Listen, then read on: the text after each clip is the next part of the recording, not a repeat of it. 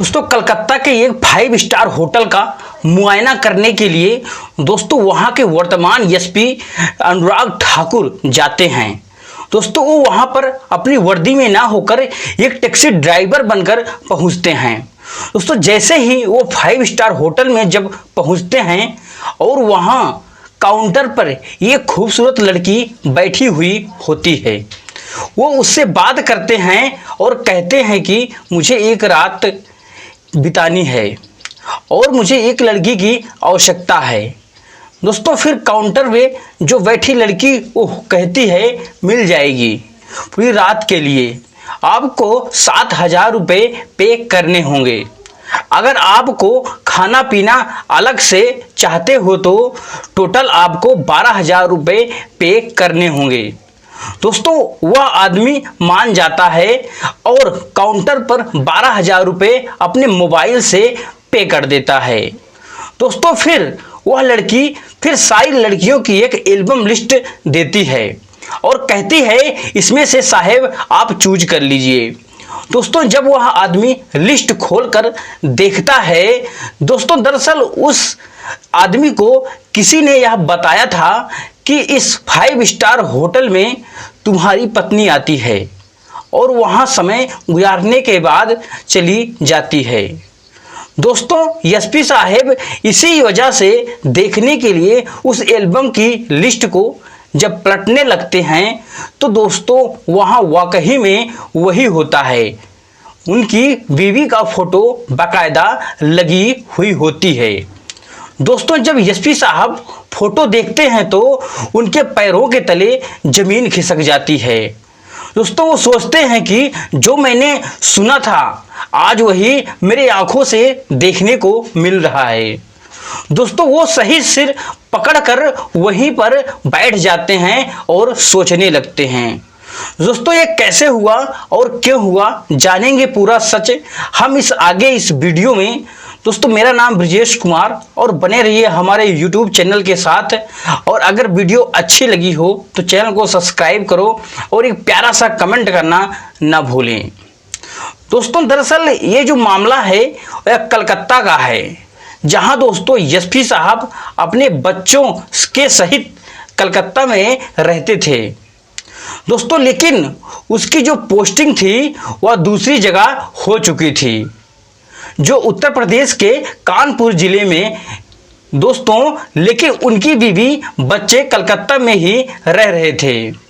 दोस्तों उनकी जो पत्नी थी वह बहुत ही झगड़ालू और स्वभाव की थी, क्योंकि वह भी ज़्यादा उम्र की अभी नहीं थी। दोस्तों लगभग 30 से 32 वर्ष की रही होगी। दोस्तों जो एसपी साहब थे वो बराबर घर नहीं आ पाते थे, तो उनकी बीवी जो थी उस होटल में जाया करती थी। दोस्तों जैसे ही वो उस एल्बम को एसपी साहब देखते हैं तो देखने के बाद बिल्कुल जैसे बौखला से जाते हैं। तभी दोस्तों काउंटर पे जो बैठी लड़की वह पूछती है कि बोलो कुछ नहीं, यह लड़की पसंद है। दोस्तों फिर एसपी साहब जो टैक्सी ड्राइवर बने हुए होते हैं, इसी के रूप में मुझे जाना है, तो वहां अपना कमरा नंबर देती है। लेने के बाद एसपी साहब चले जाते हैं। दोस्तों जो एसपी साहब टैक्सी ड्राइवर के भेष में होते हैं, क्योंकि अपने भेष में होते हैं तो सिक्योरिटी होती और लोग भी जानते। जैसे ही जाकर उस रूम के अंदर प्रवेश होते हैं तो क्या देखते हैं एसपी साहब कि उनकी जो पत्नी है वो बाकायदा बेड पर बैठी हुई है। दोस्तों जैसे ही उनकी पत्नी ने देखा तो मानो या मालूम पड़ा कि पूरे शरीर से पसीना छूट गया और पति को देख करके अब उसकी जुबान से कोई शब्द ही नहीं निकल रहे थे। दोस्तों एसपी साहब जो होते हैं वो सोचते हैं कि ये क्या है, ये मेरी सच में बीवी है जो हमसे कसमें खाती थी और रोजाना वीडियो कॉल करती थी और कहती थी कि ऐसा कभी कुछ हो नहीं सकता।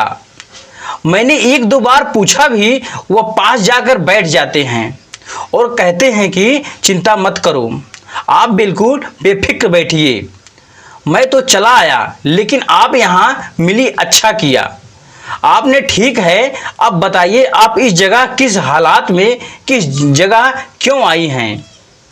क्या मैं तुम्हें पसंद नहीं हूँ। दोस्तों अब उसकी जुबान से कोई शब्द नहीं आता है। दोस्तों इसके बाद में जो एसपी साहब होते हैं, इनकी जो पत्नी एक लड़के से मोहब्बत करती थी। दोस्तों वह लड़का रोजाना होटल में मिलने आता था, तो उस लड़की का फोटो होता है।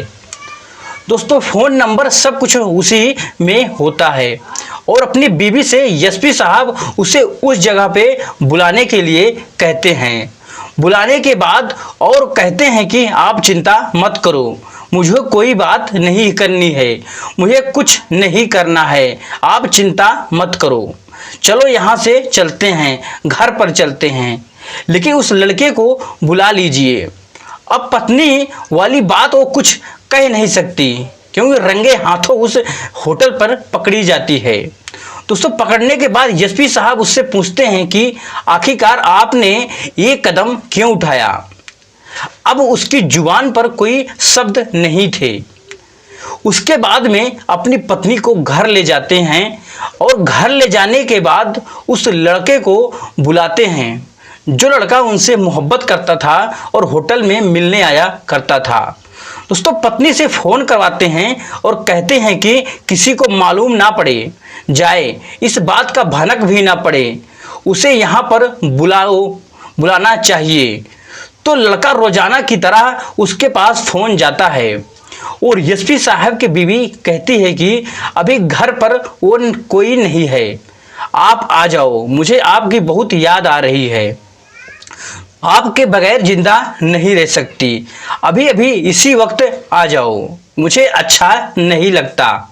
दोस्तों जब वह मीठी मीठी बातें करती है, लेकिन वो लड़का कहता है कि अभी तो मैं बहुत दूर हूँ, मुझे आने में बहुत वक्त समय लग जाएगा। दोस्तों फिर लड़की बोलती है कितना भी समय क्यों ना लग जाए, लेकिन आपको आना ही है, मेरे पास तुम्हारे बगैर 1 मिनट नहीं रह सकती। तो मौका बढ़िया है, सुहाना समय है। दोस्तों कहते हैं कि जब किसी का किसी से टका लग जाता है तो उसे ना दिन में न चैन में पड़ता है और न रात को नींद आती है, उसकी तस्वीर उसकी आंखों में बसी रहती है। वही वाकई में हुआ।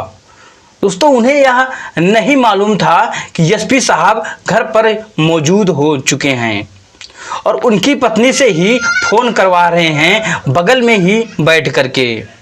इसके बाद में दोस्तों वह लड़का रोजाना की तरह भागता हुआ गाड़ी से पहुंच जाता है और गेट जब खोलता है तो गेट खोलने के बाद और जैसे ही वह अंदर प्रवेश होते हैं तो अपनी प्रेमिका को और एसपी साहब को देख करके उनके तो होश उड़ जाते हैं और बेचारे भी बहुत चक्का हो जाता है। दोस्तों बहुत प्यार से एसपी साहब जी कहते हैं, आइए श्रीमान जी, आपका स्वागत है, आप बिल्कुल डरने की बात नहीं है, आइए अंदर आइए, बुलाते हैं और चाय नाश्ता बाकायदे करवाते हैं। दोस्तों अपनी पत्नी से वो कहते हैं कि हमें तुम्हारी खुशी में ही खुशी है, तुम जैसे खुशी रहना चाहती हो वो खुशी के लिए हम आज वो काम कर रहे हैं और हमें कोई इतराज भी नहीं है। उसी समय उस लड़के से कहते हैं कि तुम्हें हमारी यह पत्नी पसंद है, कोई दिक्कत नहीं है। उसी समय लोगों को बुलाया जाता है और बुलाने के बाद वकील साहब को भी बुलाया जाता है। दोस्तों कोर्ट मैरिज के कागजात बनवाए जाते हैं और बाकायदा एसपी साहब खड़े होकर के दोनों को एक माला पकड़ाते हैं और भी लोग होते हैं और उनका लिखा पढ़ी से पूरा कोर्ट मैरिज करके एक दूसरे का विवाह कर देते हैं और तब बैठने के बाद अपनी पत्नी से कहते हैं कि मेरे अंदर क्या कमी थी, क्योंकि मैं समय से घर नहीं आ पाता था, क्योंकि इतना मैं बिजी रहता था अपने कामों में, आप यहाँ थी, आपको दिक्कत थी तो आदमी की आवश्यकता थी, क्योंकि तुम्हें केवल इश्क की हवस की आवश्यकता थी। दोस्तों अब यह आराम से आप रहिएगा, यह तुम्हारा पति है, और उससे कहा यह तुम्हारी आज से पत्नी है। दोस्तों तो अपनी बीवी का विवाह खड़े खड़े वो एसपी साहब उस लड़के के साथ करवा देते हैं और वो बड़ी इज्जत साथ गाड़ी में बैठाते हैं दोस्तों। लेकिन एसपी साहब की जो पत्नी मंजू होती है वो बहुत गिड़गिड़ाने लगती है और पैर पटकने लगती है, क्योंकि कहाँ एसपी साहब, कहाँ वो लड़का एक छोटी सी जॉब करने वाला और कहाँ ये करोड़ों आम का मालिक, अब तो गिड़गिड़ाने लगती है। लेकिन दोस्तों एसपी साहब मुस्कुराते हुए कहते हैं कि अच्छा है, क्योंकि मेरे अंदर कुछ न कमी थी और मेरे अंदर खोट थी, इसलिए तुमने इसे चुना था। आप इसके साथ खुश हैं तो आप रहिए, मैं रोज़ाना आपसे पूछता रहूँगा आपका हालचाल। आप किससे बात करती हो? कहती हैं मेरी माँ बात करती है, कहीं किसी से बात हो रही है, कहीं तुम्हारा गैस सिलेंडर खत्म हो जाता था, कहीं कुछ खत्म हो जाता था। तुम हमसे रोज़ाना बहाने बनाती थी, लेकिन आज बहाने नहीं चल सकते हैं। दोस्तों यह बात सुनकर के दोनों को हंसी खुशी से वहाँ पर एसपी साहब विदा कर देते हैं और उससे सदा सदा के लिए छुटकारा मिल जाता है, क्योंकि ऐसी स्त्री को त्याग देना ही दोस्तों उचित होता है। दोस्तों इसके बाद में एसपी साहब जो होते हैं वहाँ से अपनी ड्यूटी चले जाते हैं जहाँ पर उनकी पोस्टिंग हुई होती है।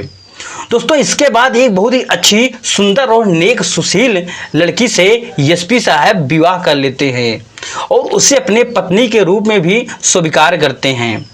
वो लड़की जिसका नाम मंजू होता है, एसपी साहब पैसे से ताल्लुक नहीं रखते हैं, केवल एक गरीब और नेक लड़की से ही रिश्ता करते हैं और अपना पुनः विवाह कर लेते हैं दोस्तों, और उसे अपने साथ रखते हैं और अपनी दूसरी जगह ट्रांसफ़र करा लेते हैं दोस्तों। नज़दीकी ही वहाँ से रोज़ाना अप डाउन करते हैं और अपनी नई बीवी के साथ ज़िंदगी सुकून से गुजारते हैं दोस्तों। उनकी जो बीवी होती है कमला, पति का बड़ा आदर करती है और पति पत्नी दोनों के बड़े प्यार से रहने लगते हैं दोस्तों। कहते हैं कि अगर स्त्री का पैर निकल जाता है तो उसे कोई संभाल नहीं पाता है, दुनिया की कोई ताकत भी नहीं संभाल सकती है, उसे कुछ भी करना चाहिए उसकी लत गलत हो जाती है, जो गलत ही हो जाती है।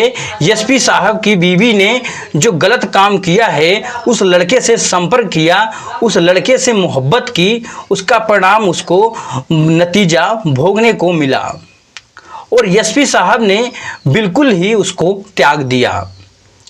दोस्तों इस कहानी से जो भी आपको सीखने को मिला है कमेंट सेक्शन में ज़रूर बताएं। बाकी दोस्तों मिलते हैं किसी नेक्स्ट वीडियो में नए टॉपिक के साथ।